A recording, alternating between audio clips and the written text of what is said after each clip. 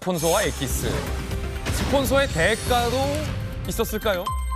야당 전대는 쩐대다라는 비판도 나오는 대목입니다. 새롭게 공개된 녹취 파일에는 이 돈봉투 의혹 당사자들 간의 대화가 담겼는데 스폰서로 보이는 듯한 인물이 등장합니다. 급기야 그 스폰서에게 어떻게 돈을 받아낼지, 돈을 뜯어낼지 방법을 전수해 주는 듯한 정황도 담겼습니다. 그들은 이를 엑기스라 불렀습니다. 들어보시죠. 필요하면은 누구한테 요구를 해? 저기한테? 한테? 아니, 사람이 그 사람밖에 없잖아요. 뭐 다른 스폰이 있어요? 그냥 월요일 날 오면 밥값이 없다. 현찰로 좀 마련해줘라. 얘기해 놓으십시오. 얼마? 그러면은 1,000만 원 이렇게 얘기해야 돼. 그러면 얘는 100만 원을 생각하고 있다. 1,000만 원을 두드려 맞기 때문에 500을 갖고 옵니다. 아시겠죠? 진짜 완전 엑기스 전수해주네요. 엑기스를 전수해줬다. 소위 스폰서에게 돈을 어떻게 받아낼지에 대해서 1,000을 부르면 100 생각하고 있던 사람이 500 내게 된다. 엑기스를 전수해 주시네요. 라는 이정근 전 사무부총장의 감탄사까지 등장을 합니다. 스폰서도 등장을 했고 엑기스도 등장을 했네요. 김수영 교수님, 이른바 돈을 받아내는 방법, 노하우에 대해서 강내구 감사협회장이 이정근 전 사무부총장에게 전수해주는 녹취인데 엑기스라고 표현하나요? 이걸 엑기스?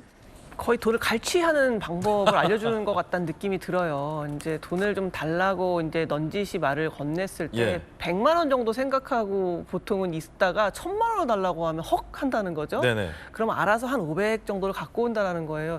이런 진짜 치졸하고 정말 범죄 수법인데 어떻게 보면은 이런 걸 자기들끼리 얘기하면서 키득거리고 엑기스라고 이제 뭐 얘기하는 정말 이게 민주당 뭐 전부의 문제는 아니겠지만 당직을 하고 국회의원을 하는 사람들의 현실이라고 생각하니까 이제 너무 끔찍하다는 생각이 들고 게다가 이제 그런 식으로 돈을 갈취해서 나중에는 결국 그 사업가 김모 씨의 자녀의 이력서를 받아다가 이런저런 곳에 꽂아줬다라는 거잖아요. 그리고 결국 그게 이제 알고 봤더니 나중에 이재명 대선 후보의 캠프에 이제 들어가서 이제 그런 거를 기반으로 이력서가 더 화려해지고 그걸 기반으로 뭐 자기가 더 취직을 잘할 수도 있고 이런 식으로 어떤 정치적인 거래를 하는 것, 돈을 가진 자와 정치적 권력을 가진 자가 거래를 하는 것 이런 추악한 뒷면이 낱낱이 공개되고 있고 아마 앞으로 이제 수사 과정에서 더 많은 것들이 나올 거예요. 이걸 도대체 민주당이 어떻게 감당할 수 있을지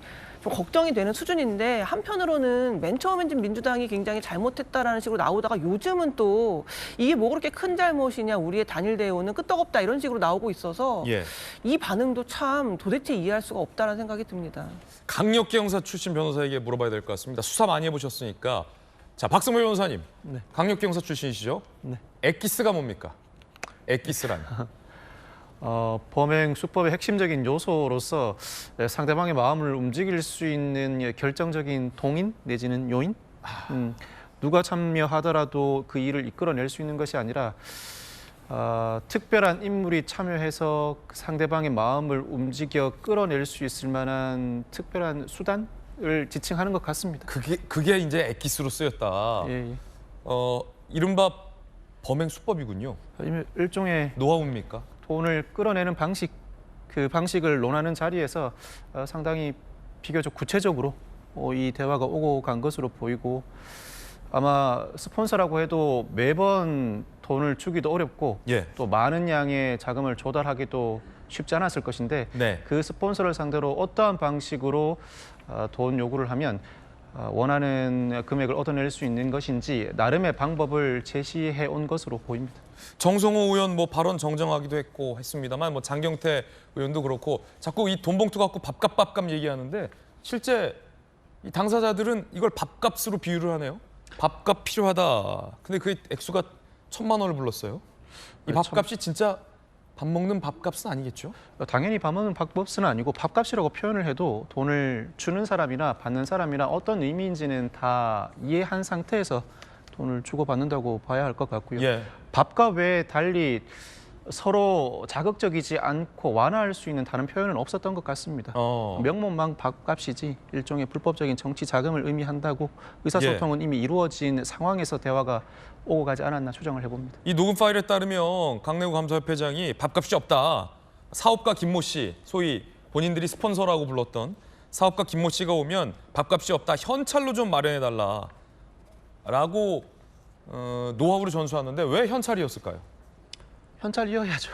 밥값은 현찰이어야 된다. 계좌 이체를 할 수는 없는 노릇이고 계좌 이체가 아닌 수표를 주고받을 수도 없는 노릇이고 현찰이 아니고서는 달리 추적을 피할 만한 방법이 없다고 볼 수밖에 없죠. 그리고 현찰을 요구한다는 것은 사실 정치자금법에 따르면 정치자금을 받을 수 있는 방식은 일정하게 정해져 있는데 그 방식을 회피해야 할 만한 다른 사정이 있었다고밖에 볼 수 없고 현찰을 받음으로 인해 정치자금법에 따라 수수할 수 있는 금액을 넘어서서 다른 방식의 금원 수수 이외에 현재 보고할 수 없는 다른 방식의 지출 내역 이와 같은 사정들을 모두 가릴 수 있는 방식이라고는 현찰밖에 없었겠죠. 현찰밖에 없었다. 현찰을 주고받는 방식으로 진행할 수밖에 없지 않았을까 추정을 해봅니다.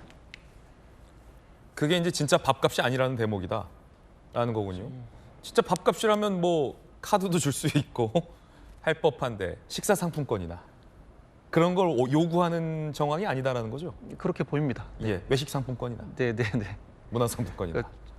딱 밥값에 한정된 문제는 아닌 것 같고 그 용도는 밥값일 수 있겠죠. 당원들에게 밥값을 제공하는 용도로 사용할 수 있겠습니다만 당장 돈을 주는 측이나 받는 측이나 이 자금은 불법적인 정치 자금을 전제로 대화를 나눈 것으로 추정해 봅니다.